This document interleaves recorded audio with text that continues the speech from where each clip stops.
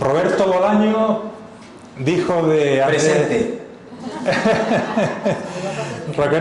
Roberto Bolaño dijo de Andrés Newman: tocado por la gracia, ningún buen lector dejará de percibir en sus páginas algo que solo es dable encontrar en la alta literatura, aquella que escriben los poetas verdaderos. La literatura del siglo XXI pertenecerá a Newman y a unos pocos de sus hermanos de sangre. Eso lo dijo Roberto Bolaño, leyenda literaria, escritor chileno, y bueno, qué decir de él. Muy buenas tardes a todos y a todas, y bienvenidos a la quinta y penúltima charla del Festival de Literatura de Lanzarote. Bueno, mi nombre es Carlos Battaglini, soy el director del festival y quiero dar las gracias antes de nada a los centros turísticos y al Cabildo de Lanzarote por todo el apoyo mostrado para este festival, sin cuyo respaldo sería imposible celebrarlo. Doy las gracias también a mi propio equipo, que no somos muchos, pero con mucha ilusión. Y como decía, hoy celebramos la penúltima charla. Tenemos el honor de tener a Andrés, al que empezaremos a acribillar en breve.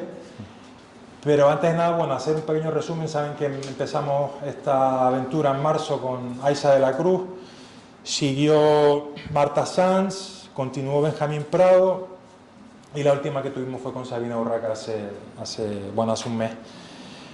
Hoy tenemos la suerte de continuar esta aventura literaria con Andrés Newman, poeta, articulista, novelista, bloguero, aforista, traductor, escayolista también, he leído por ahí, y muchísimas más cosas, futbolista, que se rompió las rodillas.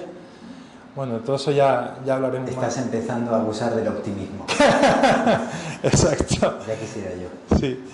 Y bueno, Newman Andrés, a pesar de sus escasos 46 años, ya es un escritor con muchísima obra detrás. Vino desde la Argentina a Granada a los 14 años y nunca ha parado de escribir, o esa es la sensación que a uno le da cuando indaga en su biografía. Es licenciado en Filología Hispánica por la Universidad de Granada, debutó con un cuaderno de poemas titulado Simulacros en el 98. Desde entonces ha publicado 6 novelas, 14 poemarios, 4 libros de cuentos, además de libros de aforismos, de viajes, de ensayos. Ha traducido también del inglés al español, del alemán al español, además de participar en numerosas antologías y ser autor de obras que yo voy descubriendo a medida que indago más en su figura, porque hay obras de Andrés que cuando te metes en internet descubres, y que no están ni en Wikipedia ni en Goodreads, pero que uno acaba encontrando por ahí, que es una obra que no se acaba nunca. Y bueno, ha sido también columnista en numerosos medios de España y Latinoamérica, como Revista Ñ, y también tiene un blog al que recomiendo a todo el mundo visitar, que se llama Microréplicas. Para ir ya dándole la palabra a Andrés, bueno, recordar por encima sus galardones, sus principales reconocimientos. Su primera novela, Bariloche, fue finalista del Premio Herralde en 1999. La consagración le llega con la publicación de la novela El viajero del siglo, que es precisamente este que tengo aquí, en el año 2009, que también recibe el premio de la crítica, además de ser elegido entre las 5 mejores novelas del año en lengua española. También fue incluido en la selección Bogotá 39 y en 2010 fue incluido por la revista británica Granta entre los 22 mejores narradores jóvenes en español. Ya no puedo formar parte de esa lista. ¿Cómo? Ya no puedo formar parte. Ya no puede formar parte de esta lista, pero bueno, en la siguiente seguro que ex-joven. El 50. Tiene más premios por su poesía, por su narrativo. Su último libro es el poemario de título Isla con Madre, que ha editado recientemente La Bella Varsovia y que hasta el otro día estaba presentando. Bueno, para mí sencillamente Andrés Newman, y lo voy a decir en una frase, para mí es mejor de su generación y posiblemente la anterior, y va a ser difícil que la generación que venga también lo Imagínense la pobreza del panorama. No, para nada, para nada. Tiene un ingenio y, bueno, y unos recursos y, para mí sencillamente superior. Como hoy en día vemos a Djokovic, ¿no? Que no hay manera de ganarle, aunque tenemos ahí al Alcaraz que le está dando un poquito de caña, pero Andrés parece que juega en otra liga. Bueno, Andrés, antes que nada, bienvenido. Muchísimas gracias por la bienvenida, el cariño, las exageraciones y la buena compañía. Mientras veníamos hacia aquí, recordé que le tengo que contar a mi hijo el viento que hace aquí, porque nuestro primer y único poema que hemos escrito a 4 manos, o sea, mi hijo tiene 3 años, y por lo tanto es muy sabio. Y mientras venía para aquí me estaba recitando el poemita que hicimos a 4 manos y lengua y media, y el poemita creo que dice: el viento tiene prisa por llegar a su casa y se muere de risa sin saber lo que pasa. Hace un ruido bonito cuando mueve las hojas. Viento, viento, ¿me alojas? Como a un pajarito. Y le tengo que contar que lo he dicho aquí, su poema. Claro.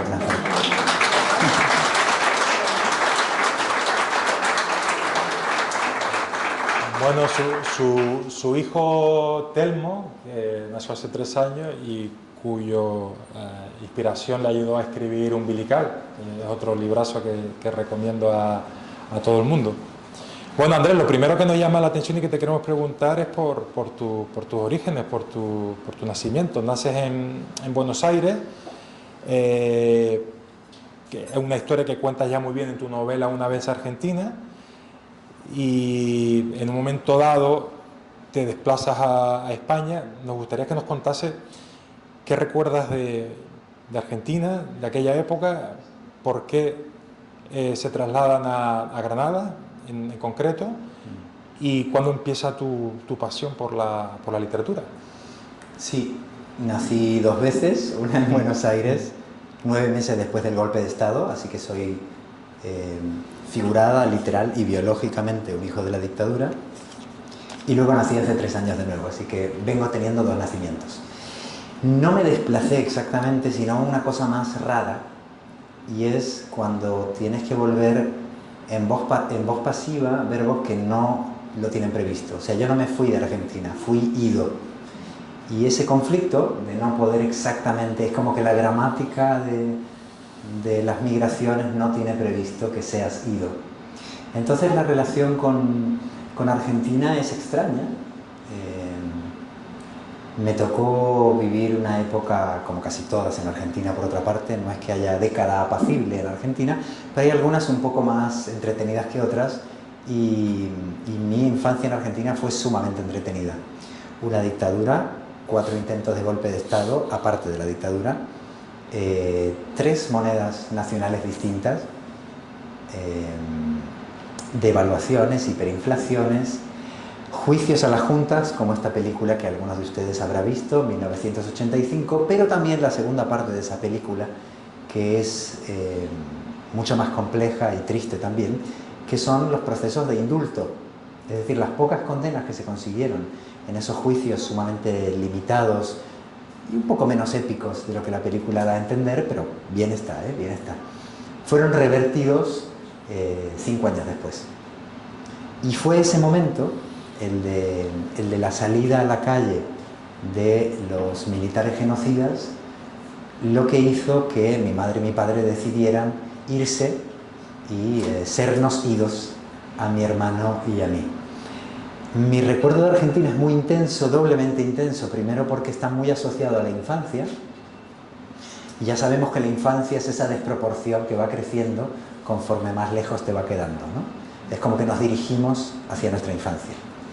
Entonces yo, que estoy cada vez más cerca de mi infancia, ese proceso, que es un proceso fascinante, se ve exacerbado por la línea divisoria que traza en mi vida el exilio de mi familia. Mi infancia quedó, digamos, claramente acotada espacio-temporalmente con ese viaje de ida y nunca de vuelta. Yo ya entonces escribía, o sea, sé que hubiera sido escritor, bueno, malo o regular, porque me recuerdo con mucha vocación y mucho entusiasmo literario. Mis 2 objetivos en la vida era jugar al fútbol y escribir. Y dado a mis portentosas condiciones físicas, me alegro de haber elegido lo segundo. Y sé que hubiera escrito de todos modos, no sé qué, algo diferente, supongo. Pero evidentemente el modo en que la memoria de mi hermano y la mía quedaron acotadas ha influido, sin ninguna duda, no solo en los temas de la escritura, sino en una cierta inquietud lingüística o una cierta sospecha con respecto a mi propia habla materna. Siempre me he sentido bilingüe dentro de mi propia gramática. Eso de tener que aprender a hablar dos veces, la lengua castellana, española o como quieran ustedes llamarla, saben que en Argentina se suele llamar castellano. En la escuela a mí me enseñaban lengua castellana. Ahora vivo en Andalucía y si dices que hablas castellano te dicen, no, mira, perdona, yo soy andaluz.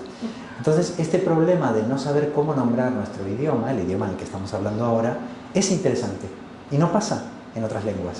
Incluso en lenguas atravesadas por problemas políticos, imperiales o postcoloniales como el francés o el inglés, es français-english. Pero tenemos esta peculiaridad de disputarnos el nombre de la lengua y a mí eso, lejos de ser un problema, me parece algo interesante, porque yo tengo ese problema. Yo no sé si hablo castellano, español o qué, o andaluz. Y tengo varios acentos y con mi hijo hablo en todos ellos. Y esto de no saber si es fresa o frutilla, de no saber si es melocotón o durazno, de no saber si eres tú o sos vos, de alternarlo, esta experiencia extraña que me sucede cada vez que regreso a Buenos Aires, quizás alguno de ustedes haya estado en el aeropuerto de Ezeiza, en Buenos Aires, cuando cojo un taxi, es decir, tomo un taxi, de ida del aeropuerto al centro de la ciudad, el taxista, que nota un acento raro en mí, me dice, ¿qué venís de visita?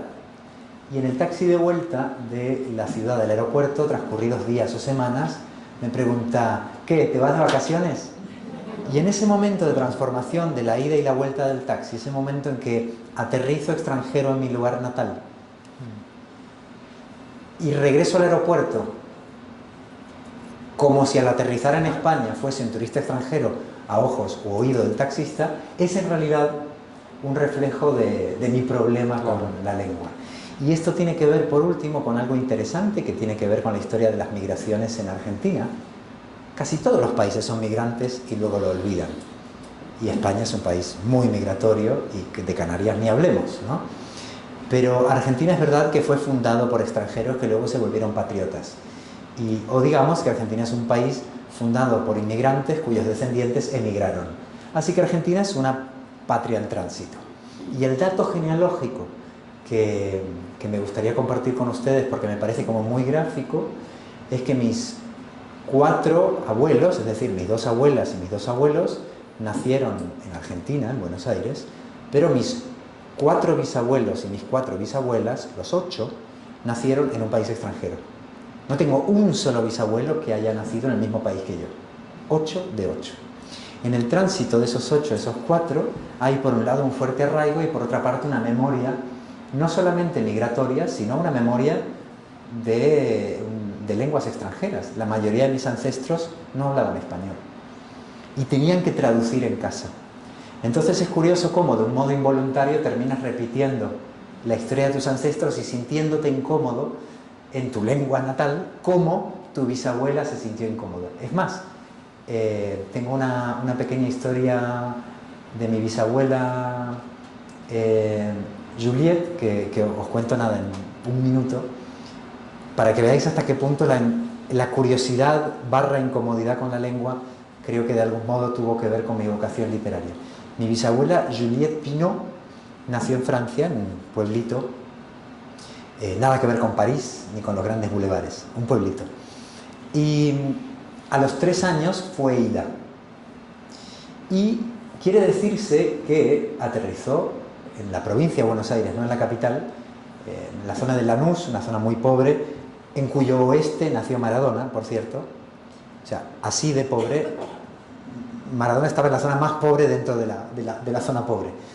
Pero mi bisabuela Juliette aterriza allí y empieza a hacer vida y tuvo que hablar francés casi perfectamente. Convivo con un niño de esa edad y sé que a los 3 años la gramática está muy instalada ya en tu inconsciente, ¿no? O sea, mi hijo se despierta y dice, agua, quiero agua, y está dormido.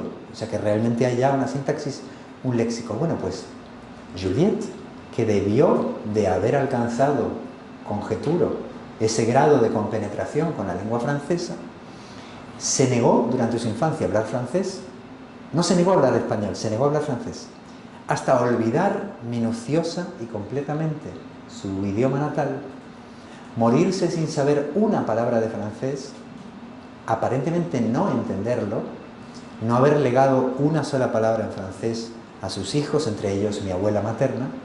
Y mi abuela materna, cuando empieza a hacer el duelo por la muerte de su madre, se pone a estudiar francés. No para hablar la lengua de su madre, sino para hablar la lengua que su madre no habló, su no lengua materna.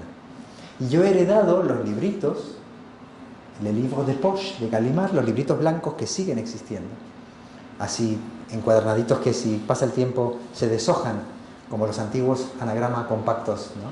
De estos que hacen un ruidito como de hojita seca, ¿no? Empieza el otoño y se ha jodido el libro, ¿no? Bueno, pues esos libritos de Gallimard, anotados por mi abuela, y yo me preguntaba, ¿ese idioma que aprende mi abuela blanca es su lengua materna o todo lo contrario? Ese francés que aprendió mi abuela con 50 años, ¿cómo llamarlo? ¿Lengua materna o todo lo contrario? ¿Cuán extranjera o materna era esa lengua? Bueno, y siento que de algún modo ese ha sido nuestro destino también, aún sin salir del idioma. Claro, claro, de hecho, los estudiosos, bueno, Andrés ya tiene 4 o 5 libros de filólogos que estudian su obra. Uno de los aspectos que más resaltan es el concepto de lo híbrido, el concepto de frontera, el concepto de tránsito, ¿no?, que hay en tu vida. De hecho, una de las dudas que tenía Andrés cuando yo lo contacté por primera vez era qué acento adoptar, porque Andrés en Argentina cambia el acento, ¿no?, y en España pues utiliza otro, ¿no? Y sobre todo las S sufren una mutación ahí. No, y todo, y la Z y la Y, todo. Claro, veo que al final optaste por la opción castellana. No, es que es una cuestión del colegio, para sobrevivir en la escuela. No, digo aquí hoy, digo. Ah, no, es que yo habitualmente, digamos, en España utilizo siempre mi acento, llamémoslo ibérico, peninsular, como queramos, ¿no? Bueno, aquí desde luego no es peninsular. Pero quiero decir que en realidad es un acento que aprendí, adquirimos mi hermano y yo desde niños, y que no borró el acento natal, sino que se sumó. Entonces yo lo vivo como un bilingüismo dentro de mi propio idioma. Claro, claro. Bueno, llegas a Granada, llegas con tus padres, por cierto, luego hablaremos, los dos son músicos, la música también es una parte fundamental de tu vida, por supuesto, y apareces en Granada creo que por la avenida Andalucía, y tu primera impresión no es una impresión confusa como diciendo, oh Dios, ¿no? Algo así, ¿no? Aquí Carlos ya está manejando información reservada, además Carlos que conoce muy bien Granada y te formaste allí y sé de tu historia de vida allí. Tú conociste una Granada más interesante que yo, porque tú conociste a Granada de los años 80, creo, ¿no? Que era, ¿o no? No, o 90. Vamos a ver, yo me licencié. O de los años 50, no sé, porque no sé qué edad tiene. Joder, colega. No, porque la gente aquí en esta isla tiene una isla definida, el sol y el viento os conserva de este modo y no se sabe si la gente tiene 20 o 70 años. Nací en el 76. Tenemos exactamente la misma edad. Sí, yo tengo uno más. Yo estudié del 95 al 2000 en Granada. Pero bueno, nos interesa tu historia en Granada. No, lo digo porque efectivamente tú has mencionado ahí la avenida Andalucía, que es una avenida muy fea, y por ahí está la estación de tren. Entonces es verdad que a mí me habían puesto la cabeza como un bombo, o como se dice en Argentina, me llenaron el mate de ideas sobre la Granada paradisíaca, el marco incomparable. Si hay una frase odiosa es marco incomparable, ¿no? O sea, probablemente la única frase que prometo no escribir nunca es marco incomparable. Bueno, de hecho hay 3 cosas que odias, perdón que te interrumpa. Sí, no, por favor. Hay 3 cosas que odias, en realidad 4. En realidad odia el ejército, la universidad. No odio el ejército, solo los militares que dan golpes de estado. Exacto. La iglesia o religión, y después hay un 4º elemento que odia también, y este es muy importante, que es Photoshop. Sí, fíjate, mira, no odio ninguna de las cosas que has dicho menos Photoshop. Desconfío de todas ellas, yo desconfío de las instituciones. Sí. No las odio, no creo que sea bueno odiar. Photoshop sí me permito odiarlo, mira, eso no pasa nada. Y además vamos a explicar luego por qué. Sí. O sea, creo que es un problema Sí, por de la confusión de lo estético y lo cosmético, pero ahora vamos ahí. El caso es que llegamos al marco incomparable, que es una cosa que se puede comparar con todo, ¿no? El marco incomparable es intercambiable con cualquier otro marco, y de pronto llegamos ahí y era como unas avenidas muy feas y una cierta desolación, ¿no? Y además llego a la única zona de avenidas rectas prácticamente que hay en Granada, que en realidad es un laberinto. Si ustedes han ido, recordarán que parte de su estructura de damero y de la estructura de la ciudad musulmana, que tiene ya casi 1000 años, ha permanecido. Es decir, Buenos Aires es reticular y llana, y Granada es escarpada y de algún modo en espiral, es insondable. Es por esto que es un malentendido. Granada es una ciudad pequeña, pero infinita, porque no es extensa, pero sí es densa. Y además la superficie tiene estratos, tiene niveles, ¿no? Tiene muchas plantas Granada, digamos, ¿no? Y Buenos Aires se extiende como un mantel en la hierba, pero no tiene pliegues. Buenos Aires no tiene pliegues. Entonces yo me creí que la iba a conocer, digo, bueno, esto en 2 semanas se te acaba, y todavía me pierdo 30 y pico de años después. Sí. Y mi mamá y mi papá eligieron en concreto Granada, que era un poco tu pregunta, porque el verano que decidieron irse, y quedaba muy claro que iba a ser para siempre, porque vendieron nuestra casa y nos dieron a elegir 3 juguetes, a mi hermano y a mí.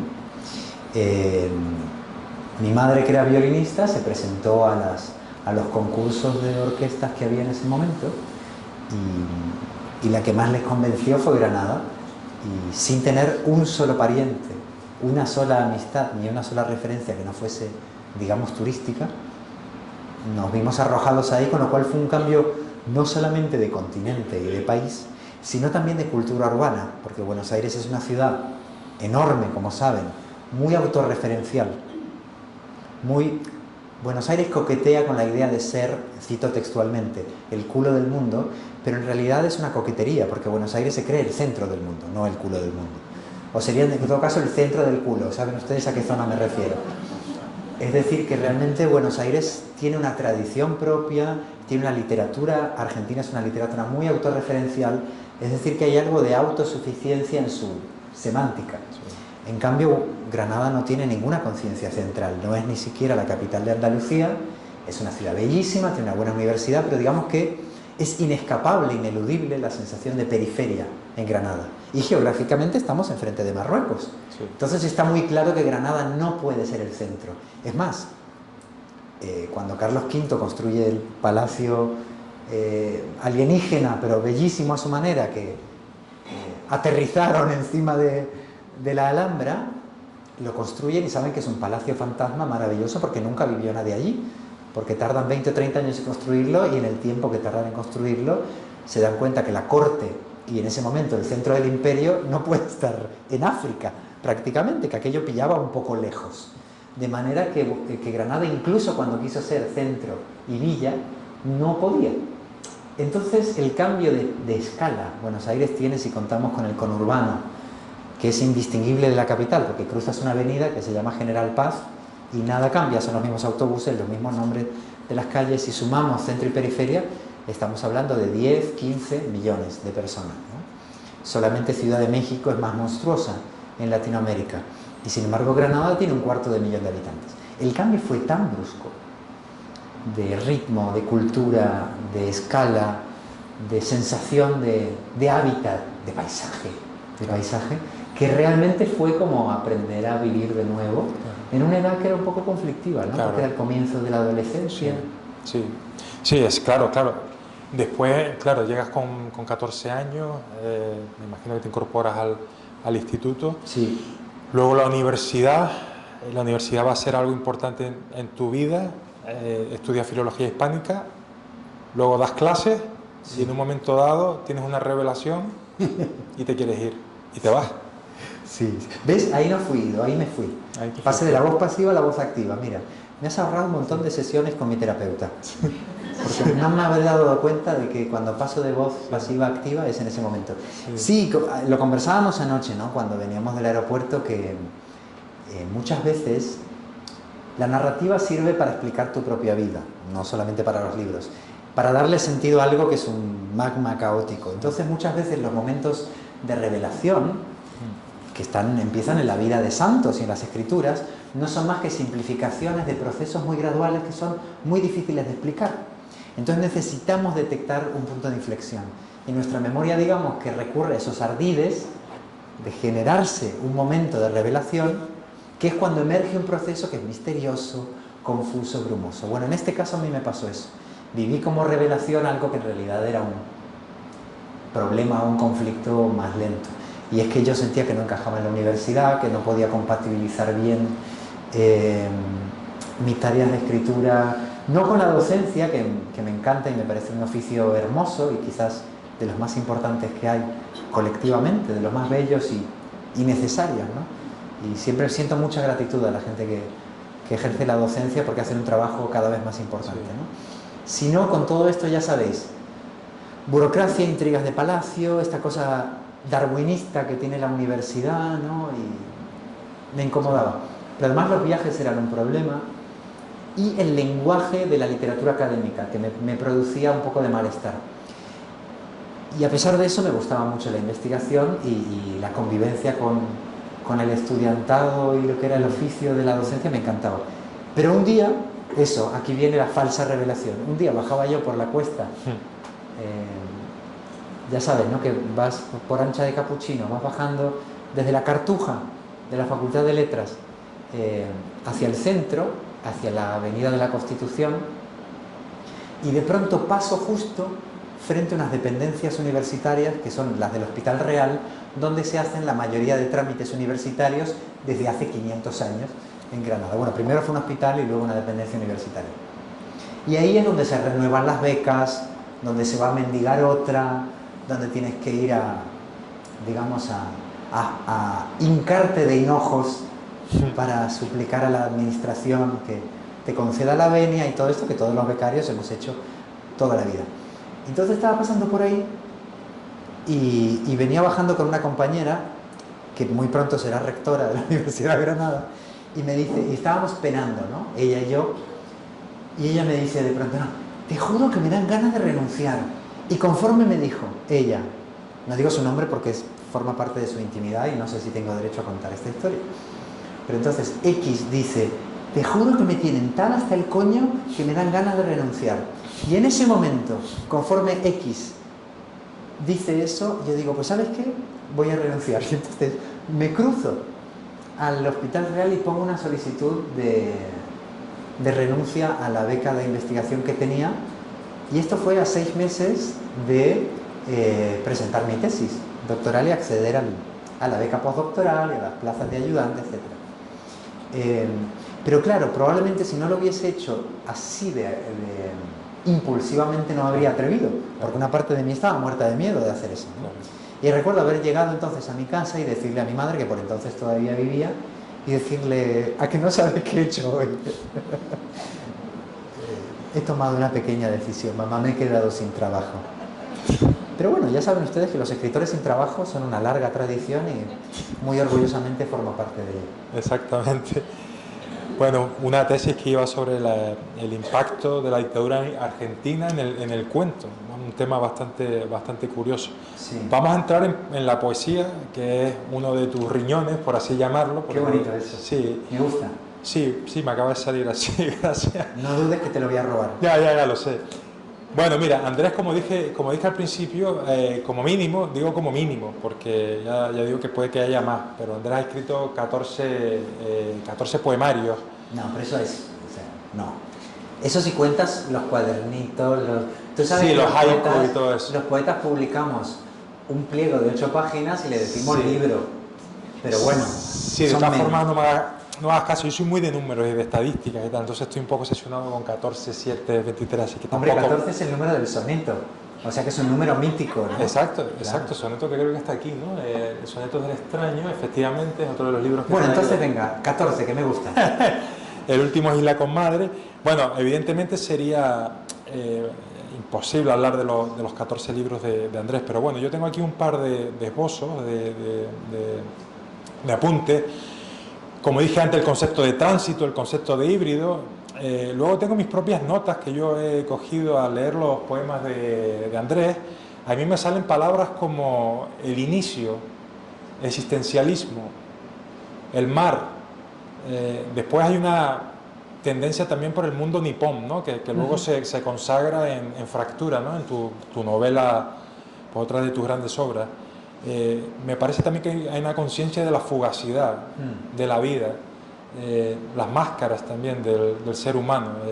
Hay también como una resistencia a obedecer, hay una influencia maternal importante, y después hay un estilo que a mí me ha sorprendido un poco en ti. Hay una tendencia que a mí me lo parece a lo abstracto también en muchos poemas, ¿no? Que tienen mucho sentido y mucha explicación, pero a través de una abstracción que para mí contradice un poco tu prosa clara de las novelas, ¿no? Donde todo se entiende y donde tienes la habilidad además de decir lo difícil con palabras sencillas. Digo la abstracción como no, eso virtud. me parece un objetivo literario bonito en lo que tú dices. Decir algo complejo con palabras sencillas, no sé si alguna vez lo he logrado, pero me parece un objetivo literario. Creo que es una de tus virtudes, sinceramente. O sea, yo agradezco mucho cuando leo sentir eso. Que es lo contrario, sería como lo contrario de la retórica. Y fíjense qué difícil es esto, que no existe un antónimo de retórica. Necesitas una perífrasis, necesitas explicar a qué te refieres, ¿no? Expresarte claramente, pero es porque sencillo no es lo contrario de retórico, no es exactamente. Es decir, cuando la retórica en el sentido clásico se pone al servicio de simplificar y de sintetizar lo que es complejo. Yo entiendo la escritura de esa manera. Sí, y yo me he dado cuenta de eso, que incides mucho en la claridad a través de lo aparentemente sencillo. Quiero decir que es un oficio muy poco argentino, a esto vengo a referirme, ¿no? Sí. Es un poco lo contrario del habla natal, ¿no? Sí. Bueno, vamos a centrarnos un poquito en tu último poemario, que es Isla con Madre, el que acabas de publicar con la Bella Varsovia, donde la figura de tu madre está muy presente. Bueno, la madre de Andrés desafortunadamente fallece con 53 años, si no me equivoco, evidentemente una pérdida irreparable. Y desde entonces pues siempre ha estado presente en su obra, ¿no? Por ejemplo, leo: todas y cada una de las palabras de este libro resuenan con temblor, intensidad y precisión, delimitando el olor compartido con respeto amoroso, de hondura lírica y delicada sobriedad. Así se revela su escritura. Me gustaría, por favor, que nos hablases un poco de tu riñón poético y de tu último poemario y un poco de la poesía en general, para luego pasar al cuento, claro, que es otra de tus... Con mucho gusto. Por un lado existe una palabra que para mí es muy importante, la fugacidad, aunque la fugacidad, que bueno, es un tropo clásico, ¿no? Que incluso fugacidad es una palabra casi latina, ¿no? O sea, casi no ha evolucionado desde su etimología. Pero de algún modo la fugacidad no deja de ser también un eufemismo, entonces yo prefiero llamarlo mortalidad, que es como un poco más contundente, ¿no? Porque la fugacidad tiende a embellecer lo mortal, ¿no? Entonces, lo mortal, me interesa lo mortal, o sea, la conciencia de lo mortal.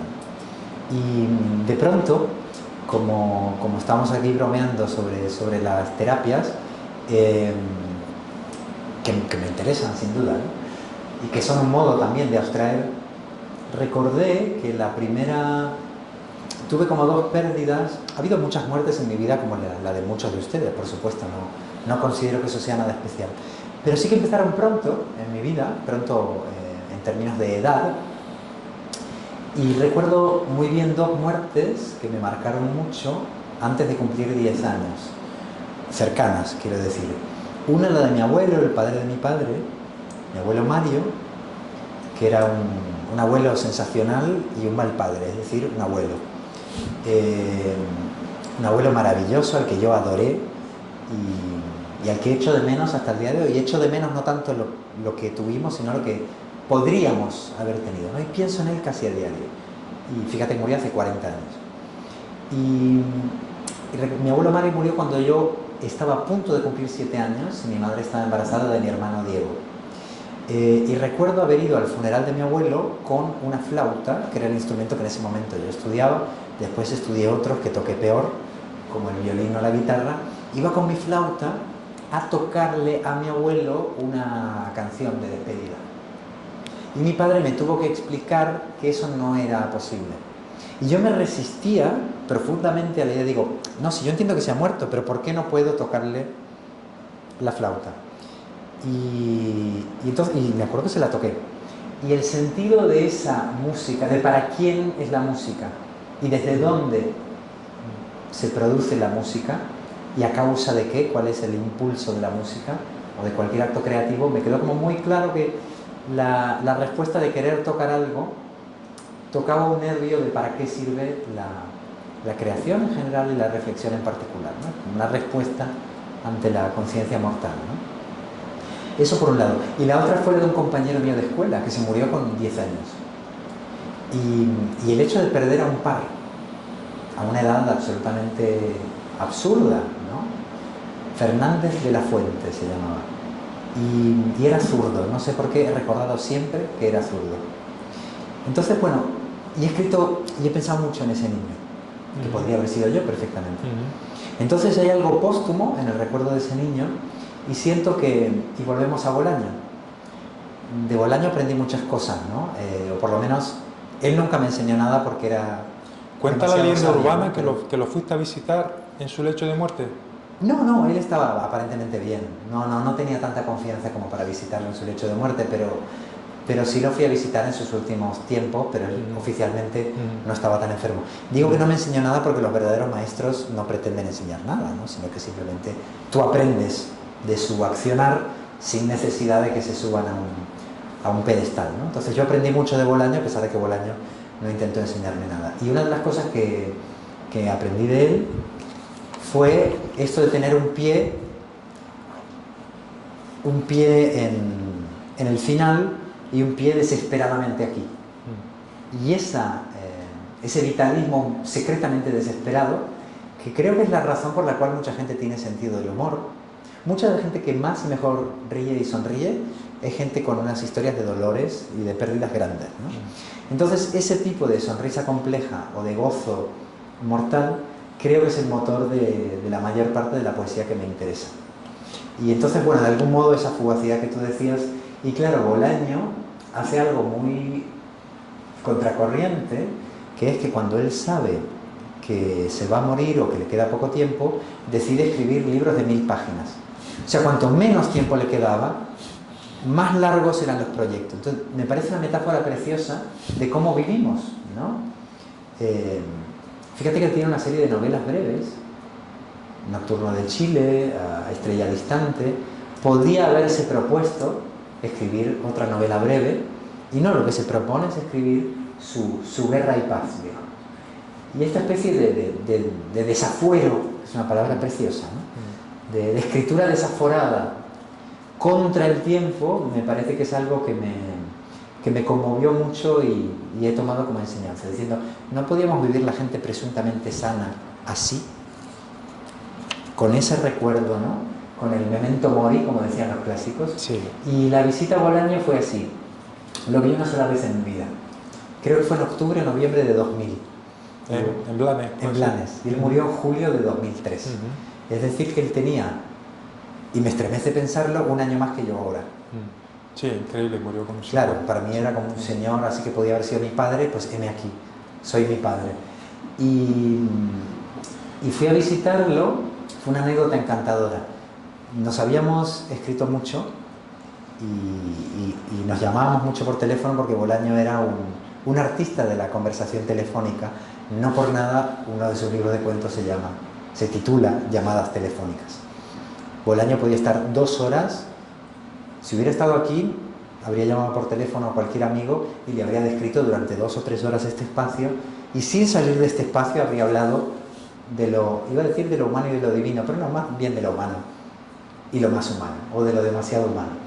Entonces, en una de esas llamadas hice una cosa que hoy no tendría ninguna gracia, pero que en el año 2000 sí la tenía, y es que yo fui a visitar la editorial Anagrama. Por entonces yo acababa de entrar en la editorial y él tenía un montón de libros en Anagrama, y me regalaron un ejemplar recién impreso de Nocturno de Chile, que por cierto estuvo a punto de titularse Tormenta de Mierda. Si quieres después te cuento por qué. Y entonces el libro no estaba distribuido y en ese momento tú no podías descargarte el PDF de las primeras páginas. O sea, un libro recién impreso era un libro secreto, inaccesible. Y entonces, como yo estaba en la editorial, vi llegar la caja con los ejemplares, me regalaron uno, entonces llamé a Bolaño desde ahí, de fijo a fijo, como en los viejos tiempos. Él, como casi siempre, atendió el teléfono, porque él no se dormía, vivía al lado del teléfono, siempre atendía el teléfono, y empecé a recitarle las primeras líneas de su libro. No, le dije, Roberto, se me ha ocurrido un comienzo genial para una novela.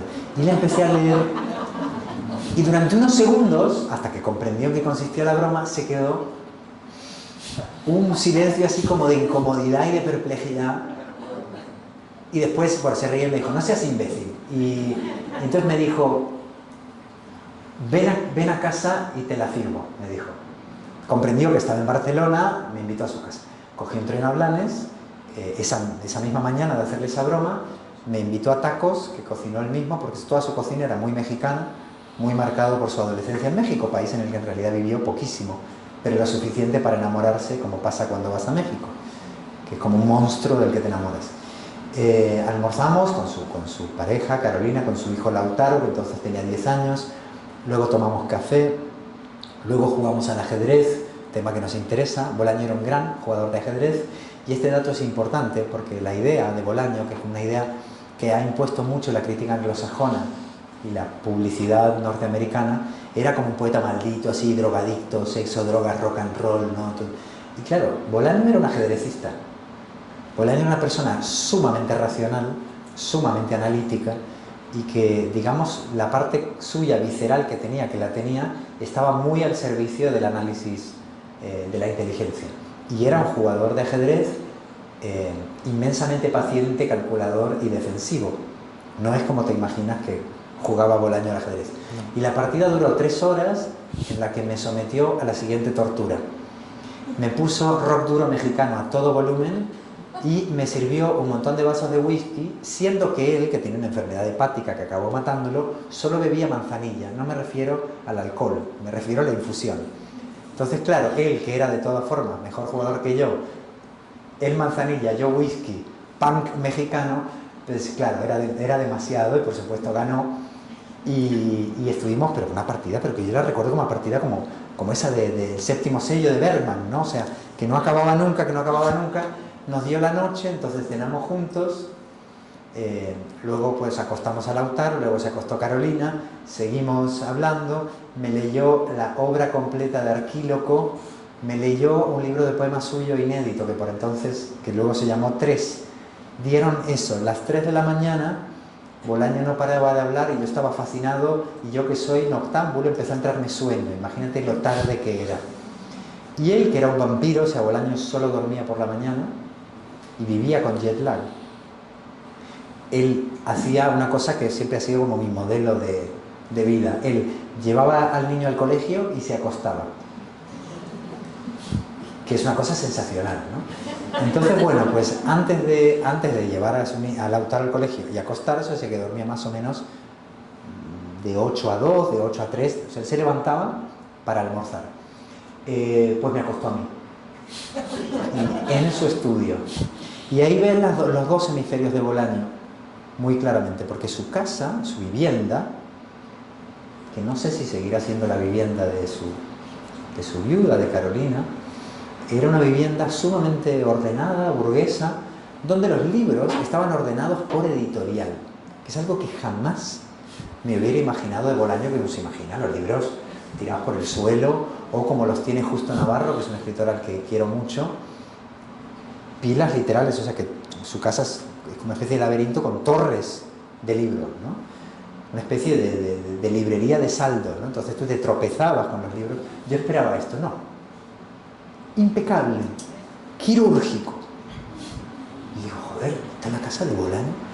Y entonces llega la hora de dormir, que eran las 5 de la mañana, y él me cruza la calle y me lleva a su estudio. Y el estudio era la otra parte de Bolaño. O sea, la cara oscura de Bolaño era su casa, no su estudio. Lo que tú te esperabas de Bolaño estaba en su estudio. Húmedo, desordenado, parecía no haber sido barrido en 40 años. Un ordenador que parecía una especie de central hidroeléctrica de viejo, es decir, estos monitores que pesan 140 kilos, un teclado inenarrable, ¿no? Unos corchos y unas chinchetas y unos papeles como del FBI. Y el pasillo de su estudio, que no era más que un piso, iba a decir reacondicionado, nunca acondicionado, estaba lleno de cajas de libros que eran sus libros traducidos al chino, al ruso, al no sé qué, que él iba literalmente pateando para poder avanzar. Entonces él iba pateando y salía Bolaño traducido al chino, ¡pum! Bolaño traducido al... Y decía, joder, no sé qué, y pasaba hasta que me lleva a el sitio donde supongo que él dormía cuando se quedaba traspuesto, y que era la cama de invitados. Y me acostó, o sea, literalmente me acostó, me tapó como a un padre, me dio las buenas noches, llamándome por el apellido como hacía siempre, buenas noches Neumann, apagó la luz y no volví a verlo nunca más. Increíble. Esa fue la visita. Claro, claro. Bueno, Roberto Bolaño, bueno, ya vemos que ha tenido una importancia fundamental en tu vida y también en tu obra, porque fue él parte del jurado que premia tu primera novela, Bariloche, en el año 98. Sí. Y ahora me gustaría pasar a tu faceta. Me he saltado la de cuentista, o la de relatista, o como queramos llamarlo, para saltar directamente a la novela por factores un poco de tiempo. Me gustaría que hablásemos un poco de tus obras grandes, ¿no? O sea, del largo, ¿no? Por así decirlo.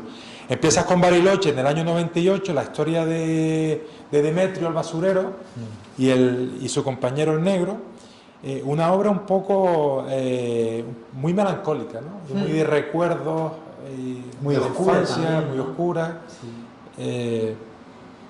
¿Qué nos cuentas de Bariloche? Sí, primero en cuanto a los cuentos, solo decir que Sí, una narradora que siempre me ha interesado mucho, una cuentista para mí básica de Argentina y que me influyó mucho, es Silvina Ocampo. Lo digo porque Silvina Ocampo simboliza muchas cosas al mismo tiempo. Simboliza la otra parte del canon, como bien saben, fue pareja de Bioy Casares y se la conoció injustamente como tal durante mucho tiempo, y ahora Bioy Casares empieza a ser el marido de Silvina Ocampo, ¿no? Pero durante una época fue al revés. Y también era amiga de Borges y muy incomprendida por Borges. sí. O sea, en el momento en que ella dejó de escribir, después de su primer libro, el primer libro de un clásico, de un fantástico más clásico, más a la Borges, y empezó a escribir a la Silvina Ocampo, que es sensacional, empezó a resultar incómoda para el canon. Incluso una lectura política de clase muy interesante que se puede hacer de su obra, ni que hablar sexual también, porque tiene una identidad sexual muy definida, muy poco binaria, y en esa época este concepto no se podía ni formular, ¿no? Entonces es una gran cuentista que yo tengo muy arriba en mi consideración.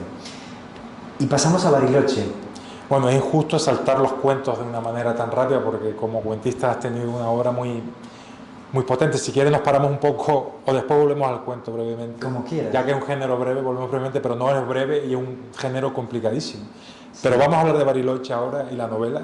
Pues con Bariloche pasa una cosa muy especial. No es la primera novela que escribí, pero sí la primera que publiqué. Escribí un par más que eran realmente espantosas, y una la tiré y la otra creo que sigue existiendo y la voy a destruir para asegurarme de que... ¿Y la escribiste en un monasterio? ¿Puede ser una de ellas? Sí, en un monasterio budista. ¿No es absurdo? Sí. Es maravillosamente absurdo. Digo, ¿qué hacía yo en un monasterio budista? Pues mira, el budismo me interesa mucho, no como su parte, digamos, religiosa, sino su parte más filosófica. El budismo realmente no es una religión, pero esto nos llevaría por caminos demasiado sinuosos. A lo que voy es que me interesa mucho la literatura budista y cierta idea del espacio-tiempo del budismo que me gusta mucho, ¿no? Muy del aquí y ahora, que me seduce mucho. Entonces, la novela anterior a Bariloche la escribí allí. Recuerdo que había ganado un concursillo de cuentos, ¿no? De estudiante, y me acuerdo que era la cuantiosa cifra de 100.000 pesetas. O sea, 600 euros, ¿no? ¿Es esto? Sí, más o menos, sí. Digamos, sí. Ya, sí. Ni me acuerdo, ¿no? Imagínense, entre las monedas de Argentina y las de España, ya Dios sabe, ¿no? 3 doblones. Bueno, pues creo que eran 100.000 pesetas seguro.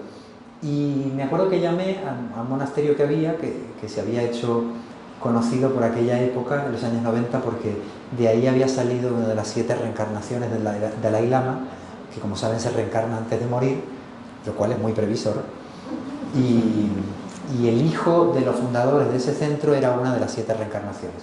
Un chico que después se dedicaba a las tribus urbanas, al hate y a todo esto, ¿no? Pero bueno, que era candidato a suceder al Dalai Lama. Entonces yo había oído hablar de este centro de retiro y pensé que era un sitio estupendo para escribir. Digo, a ver, necesito concentrarme. Y estaba en lo alto, está en lo alto de una montaña y se llama Oselling, que es un rayo de sol en tibetano, si es que no me han engañado. Si hay algún filólogo tibetano, por favor, que se manifieste ahora. Entonces fui allí, llamé y pregunté, tengo 100.000 pesetas, ¿cuánto tiempo me dejan ustedes estar? Y me dijeron 2 meses, digo, pues trato hecho. Y fui allí 2 meses, me pedí la cabaña VIP, es decir, que tenía retrete, Sí, sí. y ya en el colmo de la burguesía tenía 2 horas de corriente eléctrica al día porque tenía una placa solar. Entonces me pedían, o sea, budista, pero no, non troppo, o sea, budista, pero déjame ducharme, ¿no? Entonces, bueno, pues en este tono budista manantropo estuve con 2 horas de luz eléctrica al día durante todo un verano y escribí una novela que es francamente mala, pero cuando terminé esa novela me di cuenta de 2 cosas. Una, que mi novela era una mierda. Y la otra, que me había convertido en novelista. Porque si había estado comiendo lechuga, haciendo casi voto de silencio, trabajando 14 horas al día, sin hablar casi con nadie, sin salir de la montaña, y había sido insensatamente feliz, es que yo tenía que escribir novelas. Entonces salí de allí con esa certeza de que esa disciplina algún día generaría otro libro un poco mejor. Unos años después, no muchos, estoy de nuevo a momento de revelación en el autobús que llevaba del centro de Granada, de la Puerta Real, a la Cartuja, a la Facultad de Letras, y estaba leyendo un ensayo de John Berger. Y estoy leyendo la frase que dice: así es como sobreviven los agotados. Así es como sobreviven los agotados. Que hablaba de cómo lo que garantiza que la clase trabajadora nunca se rebele es el agotamiento físico de la clase trabajadora, que hace que los placeres que necesite la clase trabajadora tengan que ver con el comer y el dormir. Entonces la felicidad de la gente explotada es poder comer y dormir, y eso garantiza que el sistema se sostenga, ¿no? O sea, no hay tiempo para pensar en la emancipación y en la rebelión si tienes hambre y tienes sueño. Entonces estoy leyendo esta frase, así es como sobreviven los agotados, y de pronto levanto la vista, como haces este momento maravilloso de la lectura, cuando tienes que apartar la mirada de lo que lees para ver otro texto que está como flotando en el aire. En ese momento levanto la cabeza y lo que veo es un camión de basura. Y siento que tiene que haber alguna relación entre lo que acabo de leer y lo que acabo de ver. Y me viene a la cabeza enterito el argumento de Bariloche. No su estructura, eso vino después, pero me vienen los 2 personajes, la imagen del camión de basura, la relación que hay entre economía, basura y secretos familiares. Desfila ante mí toda la historia que aparentemente no había pensado, y comprendo que tiene que suceder en Buenos Aires porque es una gran ciudad y los primeros basureros de mi infancia eran los porteños. Y bueno, pues se empezó a configurar como un puzzle, como un rompecabezas. Me gusta más la palabra rompecabezas. Y la escribí en 3 años, es una novelita muy, muy breve y que tiene que ver con el misterio de qué hay dentro de la bolsa de basura y cómo muchas veces lo más revelador de un hogar es lo que descarta, y que hay algo de síntesis del secreto, ¿no? Por favor, llévate esto lejos, que huele mal, pero si alguien inspeccionara lo que hay en esa basura, te conocería mucho mejor que yendo a cenar a tu casa. Y este misterio de la bolsa de basura, de por qué descartamos lo más importante, del sistema de reciclaje del sentido, podríamos decir, pues de algún modo articuló esos años de escritura de la novela. Claro. Y ahí haces también como una reflexión de la alienación, ¿no? Sí. En cierto sentido, que me recuerda también a una frase que tengo subrayada de Hablar solo, que es la novela que viene a continuación de tu gran boom, por así decirlo, El viajero del siglo. Es una frase que dice: hay 2 tipos de alienación, la del trabajador explotado y la del trabajador de vacaciones. Dice, el primero no puede pensar, le falta tiempo. Dice, el segundo solo puede pensar, y esa es su condena. O sea que es un tema como también leitmotiv en tu obra, ¿no? Esa alienación y esa Y convivencia. hoy en día está más vigente que nunca, ¿no? Porque no hay nada más alienado que un trabajador que tiene fugazmente, por emplear la palabra, un tiempito de descanso y utiliza las llamadas nuevas tecnologías para asegurarse de que no pueda descansar, ¿no? En ese sentido, el sistema ha alcanzado una perfección, porque ya no necesitas que nadie vigile tu explotación, porque tú te encargas de garantizarla, ¿no? Completamente de acuerdo. Unas palabras sobre tu faceta de cuentista. Me llama la atención también tu capacidad didáctica, ¿no? Como en muchos de los libros de cuentos que escribes siempre hay como un decálogo, ¿no? O de consejos de cómo escribir cuentos, que eso también como escritor te dice mucho de ti, porque de alguna manera estás contando cómo los haces, ¿no? Es la parte de taller que me gusta, me divierte, no son consejos, porque nunca me atrevería a darle un consejo a nadie, son más bien conclusiones que yo he sacado escribiendo cuentos. Y a mí me gusta mucho la parte de cocina de la escritura, del cómo se... A mí los cómo se hizo, los llamados making of, me gustan mucho. De hecho, me gustan tanto que muchas veces me veo el cómo se hizo y luego la película. Porque siento que cuando te ves, para mucha gente esto sería como una aberración, ¿no? Pero ¿no te pasa cuando escuchas al equipo que participó de la película, cuando sabes mucho del proceso de creación de una obra, dices, ay, me hubiera encantado saber esto cuando vi este cuadro? Y digo, bueno, pues ¿por qué no empezamos entonces por el final, ¿no? Entonces yo me informo mucho y luego intento tener una experiencia lo más desprejuiciada posible. Entonces, bueno, compartir esa parte de cocina lo encuentro algo bello, es un acto también de confianza, ¿no? De decir, lo poquito que haya de certidumbre del proceso de escritura, pues lo comparto contigo por si te pudiera ser de utilidad. Sí, no, lo cual es bastante generoso, ¿no? Bueno, Andrés ha escrito por lo menos 5 libros de cuentos que yo recomiendo a todo el mundo. Ha escrito El que espera, El último minuto, Alumbramiento, Hacerse el muerto. De todas formas, vamos a ir, dentro de poco vamos a empezar con las preguntas del público, pero quiero preguntarte, volver a la novela y preguntarte así, a quemarropa, si este libro cambió tu vida. El viajero del siglo, 2009, recibes el premio Alfaguara, ¡pum!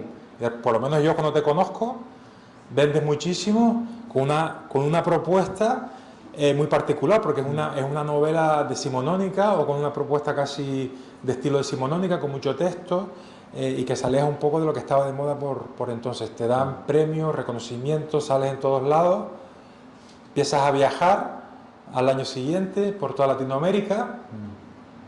¿Cambia tu vida? Sí, un poco sí. Además, fíjate que ahora retomamos casi el principio de la conversación, ¿no? Como un cuento clásico, estamos haciendo una estructura circular.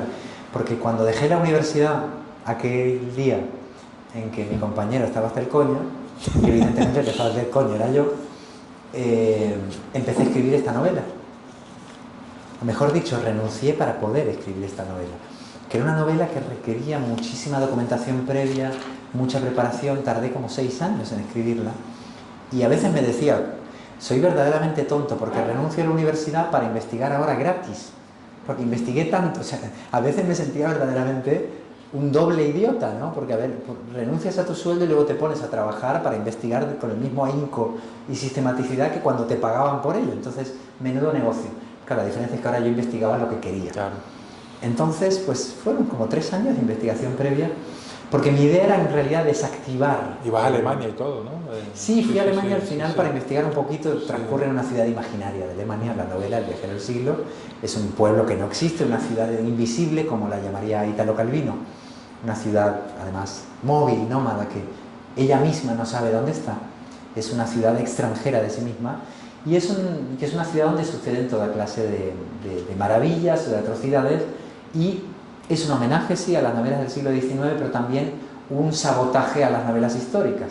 Porque es una novela histórica que no cumple ninguna de las reglas de la novela histórica. No hay ningún personaje real, no hay ningún acontecimiento histórico, o sea, todo lo que se cuenta es imaginario. Es como si le creciera a la historia del siglo XIX una isla ficcional. Y los personajes ficcionales de esta novela, cuando digo ficcionales me refiero a que ni siquiera se basan en ningún personaje histórico, son sin embargo conscientes de lo que llamamos historia real. O sea, saben quién es Napoleón, saben qué es el Congreso de Viena, pero nadie existe y el pueblo tampoco. Y está narrado de tal modo en que se mezcla lo decimonónico con, digamos, el porno casero. Y se habla de filosofía alemana, sí, y al mismo tiempo hay una cierta imaginería como de vanguardia, en el sentido literal, ¿no? O sea, como de principios del siglo XX. Entonces es una especie como de experimento con la novela histórica y con el siglo XIX.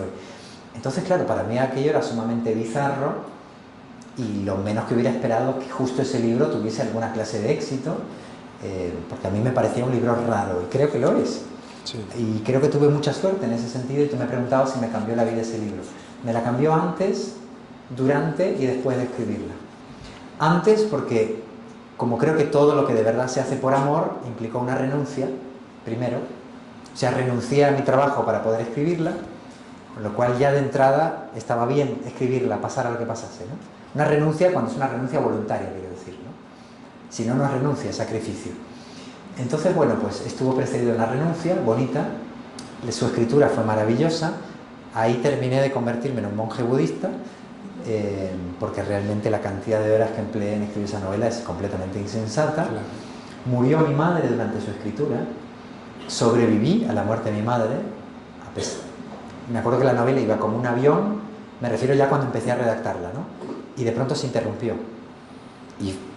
Y prácticamente se detuvo su escritura, ¿no? Durante su cuidado, durante el duelo, y estuve a punto de dejar de escribirla, ¿no? Y a duras penas conseguí reanudarla. Y el haber conseguido escalar esa montaña, de poder terminar una novela a pesar de la pérdida, era como que de algún modo nadar hasta esa orilla era un acto casi de supervivencia, ¿no? Y me cambió la vida también después de publicarla, porque para mi sorpresa ganó el premio Alfaguara y luego ya, más raro todavía, el premio de la crítica. Lo digo más raro porque ese tipo de premios comerciales como el premio Alfaguara suelen ser poco compatibles con los premios nacionales de la crítica, porque hay como un prejuicio de que si es una novela muy comercial no le vamos a dar tal, y tiene sentido ese prejuicio, tiene razones de ser. El caso es que, claro, esto me permitió ganar un dinero que nunca había ganado con la escritura, me permitió tener una visibilidad a la que nunca había aspirado, pero que me alegró mucho tener, porque me permitió, bueno, pues vivir un poco más tranquilo.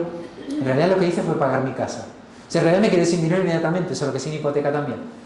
Gané el premio y en cuanto recibí el dinero lo volví a desviar hacia la hipoteca y me quedé con mi pisito y sin deudas. Y esa idea de ligero de equipaje, del poema de Machado, ¿no? De que tu vestimenta y la comida, ¿no? Esta cosa de lo comido por lo servido, que es una frase, valga la excepción, preciosa. Lo comido por lo servido. Me sentí que estaba lo comido por lo servido, ¿no? Lo escrito por lo ganado. Y me permitió alcanzar un estado como de, no de comodidad, porque además la escritura nunca es cómoda, pero sí de sensación de que quizá no me había equivocado en la decisión que había tomado. Y a partir de entonces empezó a tener traducciones, el libro me permitió, como tú bien decías, viajar más, y me permitió algo incluso más absurdo, con una novela que transcurre en pleno romanticismo europeo, que fue regresar a Argentina y fui recibido como un escritor argentino. Y ahí me enteré de que era un escritor argentino, cosa que yo tenía mis dudas. Y Argentina también. De manera que por una vía, un desvío sumamente largo de siglo y medio y un continente, regreso a Latinoamérica y empiezo a tener una enorme relación de nuevo con mi continente natal. Así que sí, es un libro que me cambió la vida, al que le tengo muchísimo cariño y gratitud, y del que me costó unos años salir. Y por eso intenté, la novela siguiente es completamente opuesta. Yo creo que esto es algo muy importante. No tratar de repetirte, a ver, es imposible no repetirnos, pero el tratar de no repetirnos es importante. Creo que está muy bien repetirse sin querer, pero muy mal repetirse a propósito. Sí. Entonces, bueno, siempre digo que hay una diferencia conceptual y ética entre el estilo y la marca, y que la marca, como marca en el sentido de la Coca-Cola, ¿no? Que es cuando tú sabes hacer algo, sabes que te ha salido bien y buscas repetir la fórmula. En este sentido vale lo de la Coca-Cola, ¿no? Porque hay una fórmula. Repites una fórmula, a veces te queda más rica, a veces no, pero claramente buscas producir el mismo objeto en serie para ver si puedes replicar algún éxito si es que lo tuviste, ¿no? Eso sería una marca. Y luego está el estilo. El estilo es cuando hay una especie de coherencia secreta entre lo que has escrito, que es involuntaria, y miras atrás y dices, ah, mira, estos dos libros se asocian, he vuelto a esto. La marca la escribe, digamos, el mercado, y el estilo lo escriben los fantasmas. Aquellas cuestiones de las que no puedes salir, aunque lo intentes. Esos fantasmas pueden ser tu madre, tus duelos, tus dolores, tus amores, lo que te ha dejado huella en el cuerpo, ¿no? Entonces escribir desde esos fantasmas me parece rico, fructífero, ¿no? Pero la marca es más peligrosa. Entonces el siguiente libro, El viajero del siglo, fue lo contrario. Sí. Era un librito breve. Hablar Sí. Solos. Transcurría en el más rabioso presente. La estructura diferente. En primera persona, todos monólogos en primera, y el viajero es una tercera persona muy minuciosa, muy trabajada, muy decimonónica. Sí. Entonces era la idea de siempre tratar de contradecir tu libro anterior. Claro. Y que mágicamente dialoguen entre ellos, más allá de tu voluntad. Claro, que eso también lo dice mucho de los cuentos, ¿no? Que llega un momento dado que empiezan a hablar entre ellos hasta que se forma un libro. A mí me gustaría hacerle 547 preguntas más, Andrés, pero no tenemos tiempo, ni tampoco capacidad neurológica seguramente para estar atentos tanto tiempo. Entonces, lo que voy a hacer es abrir la ronda de preguntas para la gente que quiera... Mira, la mano derecha más veloz. Sí, y vamos a ir finalizando el acto. Buenas noches. Muy buenas noches. Le van a dar un micrófono, caballero, para que... Voy a cantar entonces un tango, por favor. Soy de la misma nacionalidad que Roberto Bolaño, también viví la dictadura. Yapo. Yapo, al tiro. Y no me caen muy bien los militares que dan golpe de Estado, y también fui gentilmente invitado a salir de mi país por aquel entonces cuando estaba en la universidad. Así que me siento muy interpretado en muchas causas, en muchos pensamientos que expresó, pero más allá de esto, eché de menos en esta espectacular experiencia que he tenido, aparte de que hablara el compatriota Bolaño tan cercanamente y tan poco conocido en mi país, lamentablemente, Bolaño. Usted habló primero, y no quiero que pase por alto, que odia el Photoshop. Quiero saber por qué lo odia. Uno, me quedo acá. Qué bueno que lo sacas. Segundo, entiendo que usted tiene una obsesión casi borgiana con los cuerpos reales versus los cuerpos que obsesionan a nuestra sociedad, los cuerpos ideales. Y mi pregunta es, esa obsesión, no obsesión, sino el tema... No, sí, llamar obsesión, no pasa nada. Obsesión, gracias. Como ven, nerviosos. No, es que tienes razón, ¿no? Es una obsesión. La obsesión con los cuerpos reales que se relata en ese encuentro desnudo decimonónico de esta pareja, en donde las pechugas están caídas, hay pelitos por ahí, y las manguitas, etc. La barriguita del señor, los pelos de sus dedos. Exactamente. Lo que no te esperas en una novela, en un romance decimonónico. Pero ¿qué pasa? Entonces, te garantizo que de eso había en el siglo XIX mucho también. Sí, más que ahora quizás, con todos los gyms que hay por ahí, los gimnasios, y la operación. Esa obsesión por los cuerpos reales, el odio al Photoshop y fugacidad versus mortalidad, ¿tienen algo que ver? Qué bonita, qué hermosa pregunta, sí. Pues muchas gracias por la reflexión y por la pregunta. Fíjate que, bueno, hay un libro titulado Anatomía Sensible, que es como una especie de atlas corporal del cuerpo humano desphotoshopeado. Entonces son 30 partes del cuerpo analizadas sin Photoshop. el principio del libro sería que lo que Photoshop elimina, la poesía o el lenguaje o la mirada literaria, lo ilumina. Es desphotoshopear el imaginario y la mirada, ¿no? Entonces, efectivamente hay algo profundamente poco reflexivo, irreflexivo, en negar el paso del tiempo y la imperfección de nuestros cuerpos. Es proceder como si no fuéramos mortales. Y a mí me parece muy grave no darte cuenta de que eres mortal, ¿no? Entonces, creo que hacer algo con la mortalidad es mucho más importante que negarla o disimularla. Entonces, creo que dignificar el envejecimiento de los cuerpos y reivindicar su presunta imperfección. La perfección no existe por una razón muy sencilla, etimológica. Perfecto quiere decir acabado, ¿no? Y como el cuerpo siempre está en evolución, por tanto un cuerpo no puede ser perfecto porque el cuerpo se mueve. Entonces el cuerpo perfecto es una contradicción en los términos, incluso en términos lingüísticos. Lo perfecto es lo muerto, en todo caso. Un cuerpo perfecto es un cadáver, porque por fin ha terminado. Entonces fíjense si es peligroso un cuerpo perfecto y lo alejado que está de la perfección un cuerpo vivo. Un día hice una búsqueda que fue la que de algún modo expolió la escritura de Anatomía Sensible, que yo venía merodeando, qué bonita palabra merodear, ¿verdad? Venía merodeando este tema porque noté que en todos mis libros, incluyendo los que hemos mencionado, todos los que hemos mencionado, tenía momentos donde la irrupción del cuerpo natural de algún modo perturbaba el transcurso de la historia. Entonces tienes un romance decimonónico, me estudié durante meses el lenguaje de los abanicos, de los vestidos, todo era una delicadeza sublime, y de pronto la gente cuando se quitaba la ropa era normal, ¿no? En hablar solo es lo mismo, cuerpo enfermo versus cuerpo saludable, cuerpo del enfermo versus cuerpo de la persona que cuida, incluso entrando en cuestiones oscuras, ¿no?, que tienen que ver con eso. Y entonces, bueno, pues venía merodeando esta cuestión, mis personajes de pronto protestaban frente al imaginario corporal convencional que suele haber en la literatura y que afecta mucho, por cierto, a la juventud cada vez más. Es como si Instagram escribiera la literatura actual, ¿no? Cuando hago un taller con gente adolescente y les pido que describan el cuerpo de sus personajes, no el suyo propio, el de sus personajes, se llena enseguida de bíceps, de senos turgentes y de una serie de cosas donde el lenguaje muere también. Pues entonces hice una búsqueda que pueden hacer ustedes dentro de un rato en sus teléfonos e introduje la palabra belleza en imágenes de Google.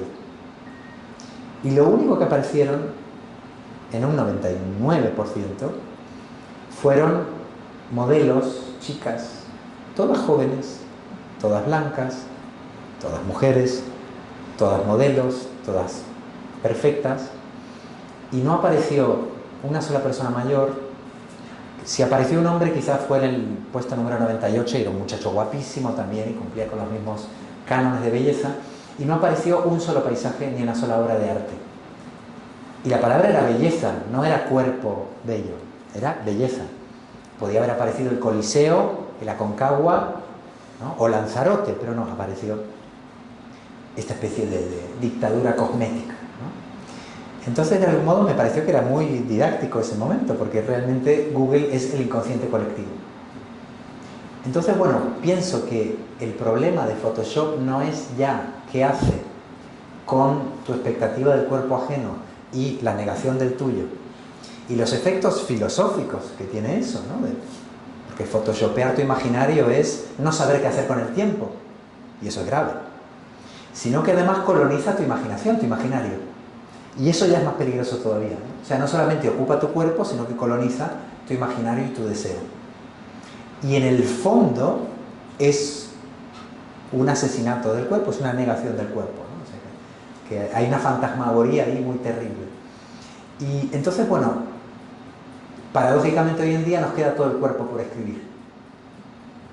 Ha desaparecido nuestro cuerpo hasta que necesitamos volver a escribirlo como si estuviéramos en una época del mayor puritanismo. O sea, antes no se podía escribir el cuerpo por otras razones, y ahora que en teoría estamos de vuelta y hemos visto todo el porno y no nos quedan prejuicios, resulta que somos incapaces de ver, aceptar y escribir el cuerpo por otras razones, ¿no? Entonces me parece como un tema importante distinguir la cosmética de la estética y volver en ese sentido a la filosofía clásica y entender que la estética es una rama de la filosofía y no una parte del negocio de la cirugía y del... Por supuesto, tú tienes todo el derecho a disponer de tu cuerpo, pero el problema es cuando al disponer de tu cuerpo quieres disponerlo para obedecer un modelo impuesto y previo a tu propio deseo. O sea, cuando tu deseo coincide con un modelo previamente establecido, tu deseo no es tuyo. Te han quitado tu deseo. Entonces, claro, una cosa es operarte para esculpirte como si fueses una obra de arte con una estética única, y otra cosa es cuando quieres que tu cuerpo sea un producto más en serie de una cadena productiva, ¿no? Entonces, eso me parece triste y además imposible. Entonces, bueno, pues me parece que el cuerpo es un campo de batalla que tiene que ver con todo y que en la pandemia se vio muy bien.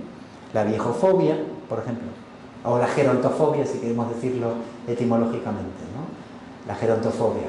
Los dejamos morir porque nos sirven menos, no sabemos qué hacer con los cuerpos envejecidos y, por supuesto, no merecen ningún arte.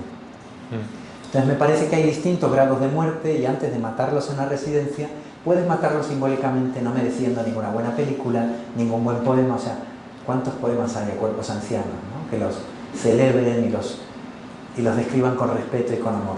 Entonces, sí, es una falta de cuidado. Entonces, me interesa mucho la ética de los cuidados, no solamente en cuanto a lo que se trata, que también me interesa mucho y he vivido mucho eso en mi vida, del cuidado de nuestros seres vulnerables, sino también el cuidado que implica mirar de otra manera, escribir de otra manera y colectivizar de otra manera la belleza, que al fin y al cabo se trataría de eso. Bueno, vamos a dar ya sobre el cuerpo. Muchísimas gracias, Andrés, por la respuesta. Sobre el cuerpo yo recomendaría también otro libro de Andrés que se llama Anatomía Sensible, que es una manera magistral de explotar todas las posibilidades que tiene el cuerpo humano y llevarlo a literatura, ¿no? Como dice Andrés, está sexualizando mucho la sociedad y ese libro demuestra que el cuerpo es muchísimo más que dos No, pero yo no estoy en contra de sexualizar el cuerpo. Lo que estoy en contra es que para sexualizar un cuerpo tenga que ser un cuerpo 10. Sí, no, pero lo que yo... es que todavía, porque claro, es como... quería decir que hay una fijación en ciertos órganos del cuerpo. Ah, sí. Y tu libro pues da un abanico muchísimo más amplio.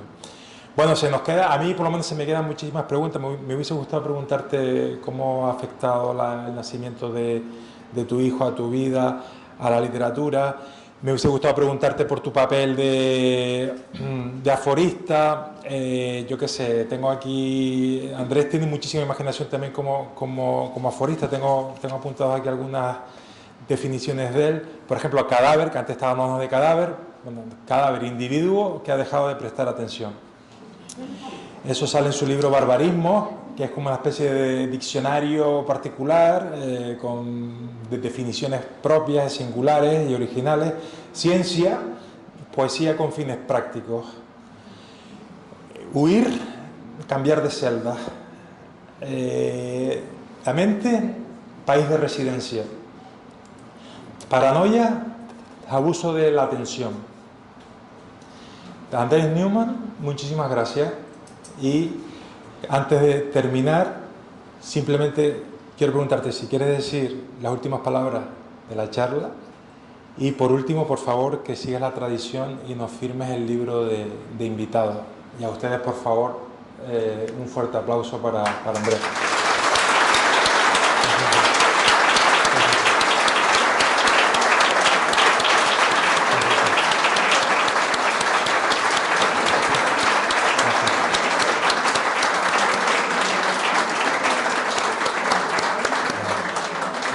Les agradezco muchísimo esta calidez, este cariño y esta generosidad, por tanto. Y sí, mis últimas palabras, por supuesto, las quiero dedicar a mi hijo. No voy a perder ocasión. ¿vieron esos padres babosos que hablan todo el tiempo de su hijo? He aquí uno de ellos. Entonces, pero desde el punto de vista literario, no solamente podría atiborrarles a ustedes de fotos de mi hijo y babear literalmente sobre mi hijo, sino que me gustaría hablar de la parte como lingüística o literaria, que es un poco tu pregunta, ¿no? De cómo afecta o repercute, ¿no? Aunque afectar me gusta porque ese sentido no solo que te vulnera, sino que interviene en tus afectos. Entonces mi hijo me ha afectado en ese sentido, ¿no? Primero me impresionó muchísimo, hablábamos del cuerpo, ¿no? Me ha interesado mucho escribir sobre qué pasa con el cuerpo del padre. porque ahí hay una transferencia de lo biológico a lo cultural, como que hemos atribuido a lo cultural un montón de cuestiones aparentemente biológicas, y yo siempre digo, bueno, que los padres a veces tenemos conflictos similares a los de las madres adoptivas. O sea, no hemos gestado, no hemos alumbrado, no hemos dado el pecho, y sin embargo estamos poniendo el cuerpo en el amor, o podemos ponerlo, ¿no? Si quieres, si puedes, y si eres correspondido. Entonces me interesa mucho la escritura de ese momento en que todavía no hay palabra, la relación entre hombres y bebés, que no está nada escrita. Esto también es una cosa de más allá del Photoshop. ¿Cuál es la relación entre los hombres y los bebés? Ha habido durante toda la historia un montón de relación entre hombres y bebés, alguna por lo menos, y no hemos escrito sobre eso. Entonces en Umbilical me interesaba mucho eso, de cómo poner en palabras un vínculo preverbal, que es algo que las madres han ejercitado mucho y han escrito y pensado mucho, y yo que he leído mucha literatura de madres, de pronto he dicho, bueno, ¿y dónde estamos los padres con esto, no? ¿Qué podemos decir sobre esto desde nuestro lugar, no? Desde nuestro lugar o desde nuestra ausencia de lugar. Y ahora que mi hijo ha empezado a hablar y que ya es todo un charlatán o un parlanchín, que es una palabra hermosa, ¿no? Parlanchín, de pronto, claro, he tenido por tercera vez en mi vida ocasión de aprender a hablar. Me pasó en mi primera infancia y no me acuerdo, me pasó después del exilio y me vuelve a pasar ahora, que tengo la ocasión privilegiada de nombrar el mundo palabra por palabra. Y en ese sentido, mi hijo me ha hecho poeta, porque me ha enfrentado con esta ignorancia de cómo nombrar el mundo, y también el tener como que recordar todo lo que he olvidado, ¿no? Ver a alguien aprender a hablar, que te da la oportunidad de rebobinar en tu memoria, y entonces me he dado cuenta de que la cosa más veloz del mundo es el pasado. El pasado realmente puede ponerse frente a ti a una velocidad, la velocidad de la luz, nunca mejor dicho. Y el otro día, hace no mucho, me ocurrió que pude dormir a mi hijo solamente hablándole, contándole una historia. Como Bolaño casi. Como Bolaño. Y nunca me había pasado, o sea, le he dormido muchísimas veces a mi hijo, pero era un dormir más físico o como mucho cantado, ¿no? Una relación muy cantarina tengo con mi hijo. Pero no me había pasado de solamente a distancia, contándole una historia de un pato que le encanta. Es un pato que va a un supermercado y hay un detector de patos, entonces para no pitar en el detector tiene que quitarse las plumas. Y cuando hace la compra y vuelve a su estanque se ha olvidado de sus plumas y tiene que volver a por ellas.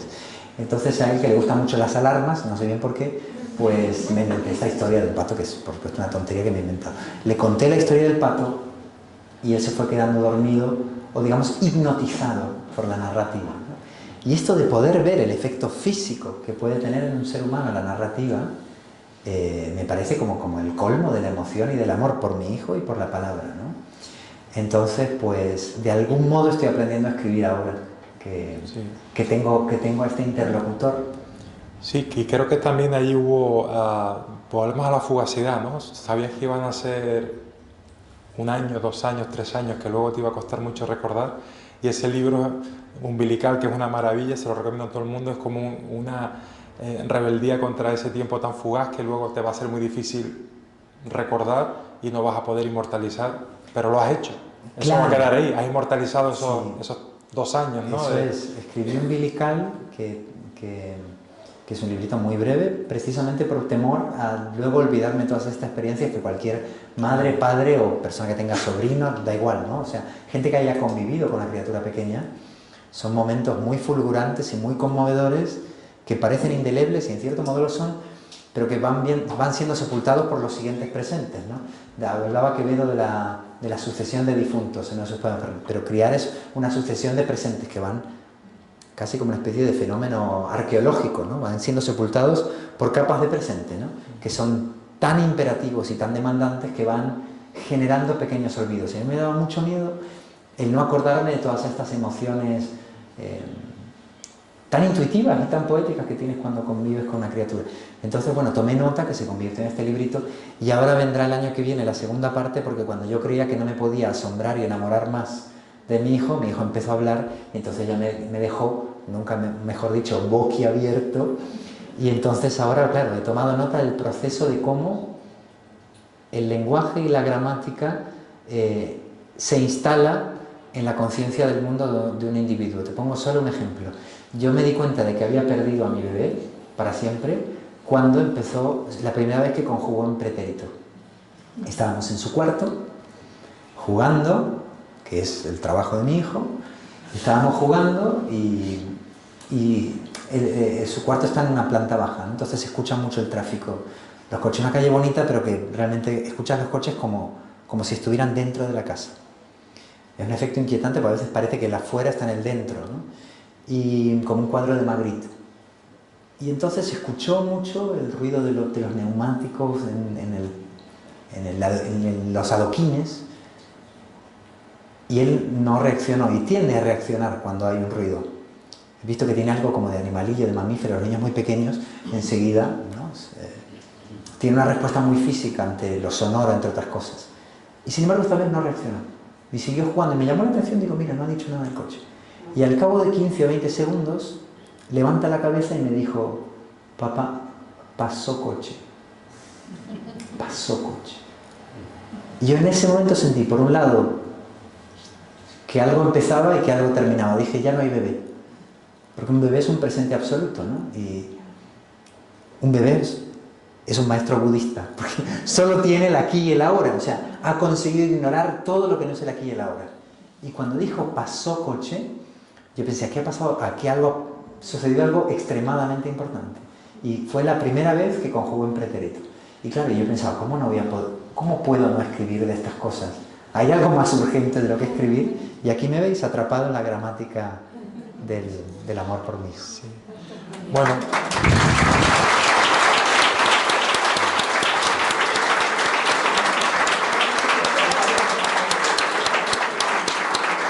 Pues con las últimas palabras dedicadas a Telmo, que es como se llama el hijo de Andrés, le esperamos larga y sana vida y que sea también otro escritorazo.